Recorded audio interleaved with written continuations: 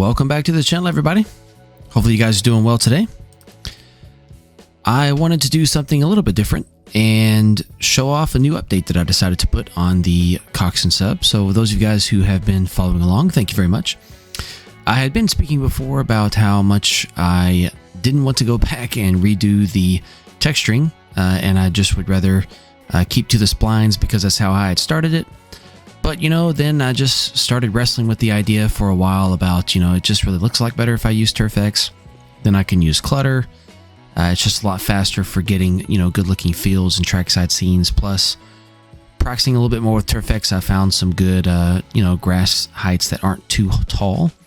So I went ahead and decided, you know what? I'm going to redo all the farmland along the route anyways. So let's just take the opportunity to go ahead and put in the TurfX. I think the finished product is going to look far more, far more attractive. I think it's going to look not necessarily more professional. I mean, it still is going to be semi-professionally done anyways, but using the features that exist in the level of detail that they are designed to be utilized in is going to really help a lot with bringing out some life into the route. So looking into the fields and seeing all the grass, you know, the tall grass blowing into the wind, and seeing all the different clutter that really fits in much better. You know, it's just going to have a much better look, especially considering all of the all of the abilities that TurfX can have. There's so many levels of customization. It's fantastic. So if you haven't spent a lot of time looking into TurfX, this is not a video on how to use TurfX or how to set it up or anything like that. This is just about how I'm going to introduce it onto the Coxton Sub looking forward, and how also you can just kind of see the process of removing the splines and adding the TurfX. So to do the TurfX, you have to create a layer.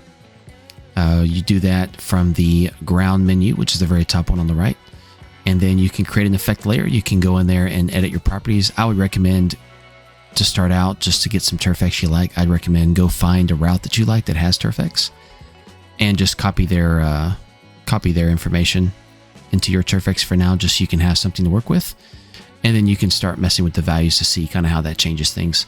You can also look for stuff online. I don't have any tutorial videos up on it. If people say they want one, I can make one. But right now, I just wanted to mostly announce that I'm going to use it. So my way of doing it right now, current plan, is I'm going to add short grass under most of the tracks, except in areas where, you know, I want like pure gravel or asphalt or something. Then we'll have long grass in the fields. That's the one that you can really see blowing in the wind. It'll really add some life. And then I'll use field clutter, which mostly involves like flowers and weeds and things like that. And then, of course, I'll go back in over the grassy fields and add in some static trees and whatnot, some speed trees, some bushes and all that kind of stuff as well. So you'll see some of that too. But yeah, I'm excited. I think it's going to be a lot of work to kind of set it up, but I think the quality of life that it's going to add is going to be incredible. Plus, I know that when I originally had farms that were all splines instead of PBR textures, when I went back and changed to the PBR textures, it really improved performance.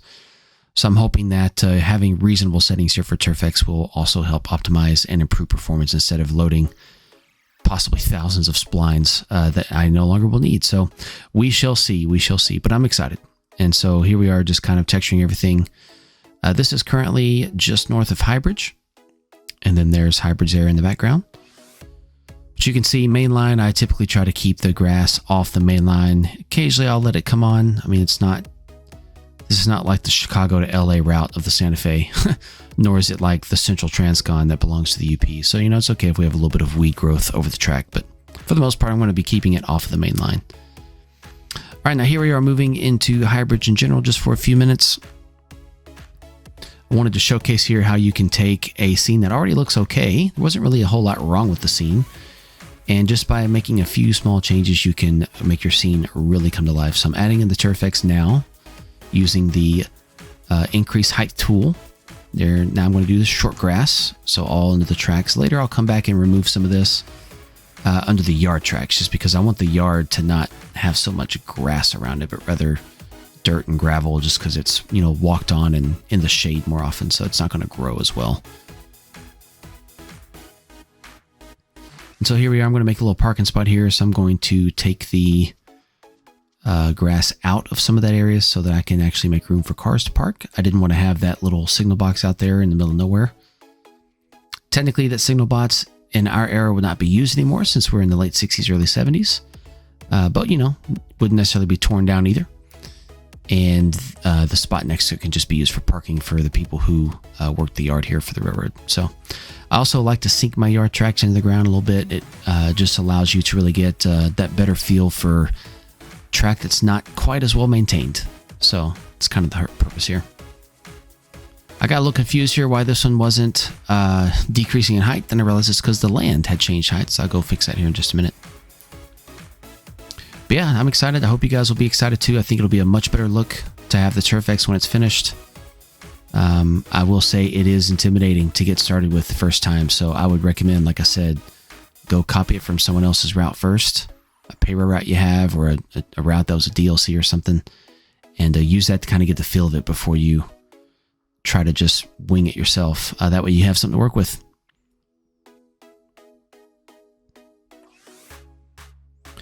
All in all, I think the route is going to be coming along nicely. I recently got Trainz Platinum, which is going to help me with doing the operating sessions so that I don't have to always custom make each one. Could let me kind of have more of an ongoing feel, which I'm excited about. I've always just kind of had the full version of Trainz, but pretty soon I'm going to move over to Platinum so I can have the nice camera features and the unified driver surveyor. So those are definitely excellent tools that I'm excited about. And here I'm going to retexture the yard a bit. I like to add some mud and dirt and grime and things like that. It creates some variance in the track, makes it a little less repetitive. Plus some, you know, different colors and whatnot. So that's always a plus. Makes things look a little under-maintained and overutilized.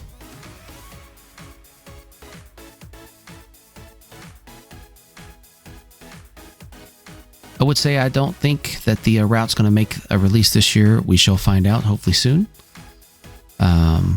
I think it's safe to say that to make it really look the true payware material that I want it to be, I think I'm going to need a little more time to get some more work done.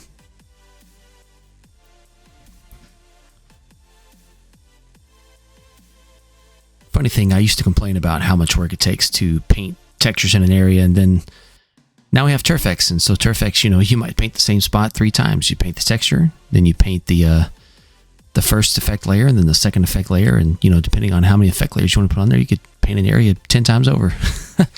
But it's going to be good. So just going to fix this crossing, and then just kind of tune up a bit here. And then I'll go ahead and actually cut this vid for now. We'll have some cinematics, but I just want to say thanks again for coming in and watching. Please stay tuned to more stuff coming on the channel. I am going to also start putting out a few more videos of me working on the route itself. I do know that a few of you guys and you ladies like to see that kind of stuff as well.